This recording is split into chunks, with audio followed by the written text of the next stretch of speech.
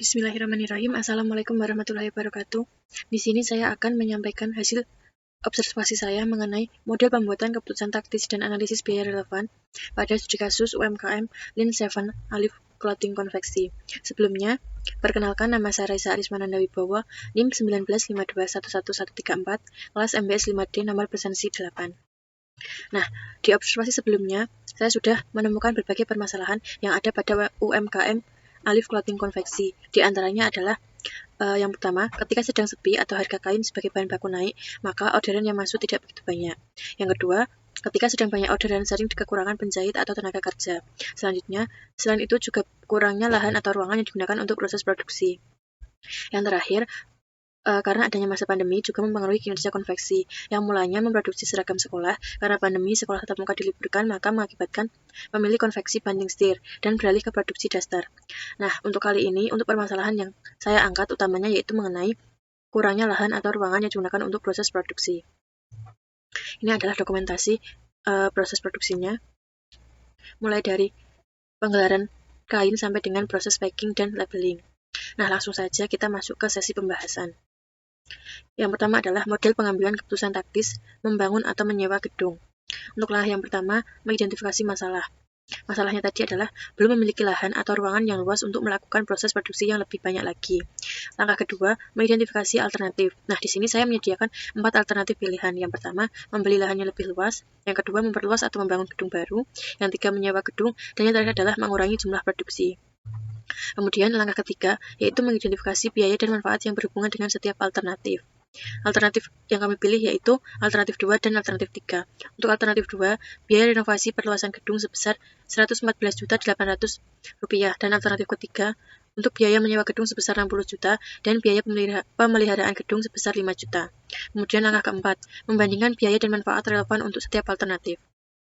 Perbandingannya, untuk alternatif 2, itu biaya yang dikeluarkan untuk membangun gedung sebesar Rp114.800 dan biaya untuk menyewa gedung sebesar Rp65 juta.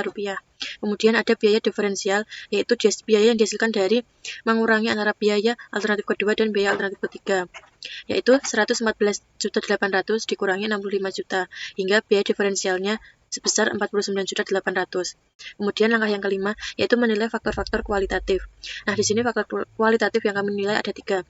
Pertama, jangka panjang penggunaan lahan. Kedua, kenyamanan gedung. Yang ketiga adalah pendapatan. Nah, langkah ke-6, yaitu membuat keputusan. Nah, keputusan yang saya ambil atau saya sarankan adalah memilih untuk merenovasi atau membuat gedung baru karena dapat digunakan untuk jangka panjang. Meskipun untuk biayanya di awal cukup besar dibandingkan dengan menyewa gedung. Nah, ini adalah rincian biaya variabel. Untuk rincian bahan baku pembuatan atau perenovasian gedung. Pasir sebesar 35 juta, semen sebesar 25 juta, genting sebesar 7 juta, batako sebesar 10 juta, kayu 15 juta, kaca 5 juta, totalnya 97 juta rupiah. Kemudian untuk biaya tenaga kerja 16.800.000 rupiah dan biaya listrik sebesar 1 juta. Untuk biaya total pembangunan gedung sebesar 114.800 rupiah. Nah, untuk penerapan biaya relevan sendiri itu adalah usaha konveksi milik Bapak Alif ini sudah memiliki gedung atau bangunan sendiri yang sudah digunakan untuk proses produksi. Akan tetapi untuk ukuran gedung yang ada ini belum cukup luas untuk menerima orderan yang banyak. Maka ketika mendapat orderan yang banyak, maka ruangan menjadi sangat sempit karena penuh dengan tumpukan kain sebagai bahan baku dan juga penuh dengan produk yang siap di packing. Oleh sebab itu, pemilik konveksi ingin memperluas gedung agar ketika orderan banyak, ruangan tetap nyaman dan tidak terlalu sempit. Saya lampirkan mengenai perbandingan biaya mengenai keputusan merenovasi atau menyewa gedung. Dapat disimpulkan untuk alternatif membangun atau merenovasi gedung itu sebesar Rp114.800 dan untuk menyewa gedung itu sebesar Rp65 juta dengan biaya diferensial sebesar Rp49.800. Nah, dari perhitungan tersebut dapat disimpulkan. Yang pertama, hasil penelitiannya menetapkan analisis biaya relevan dapat membantu pemilik usaha dalam pengambilan keputusan antara membangun gedung atau menyewa gedung untuk keberlanjutan usahanya.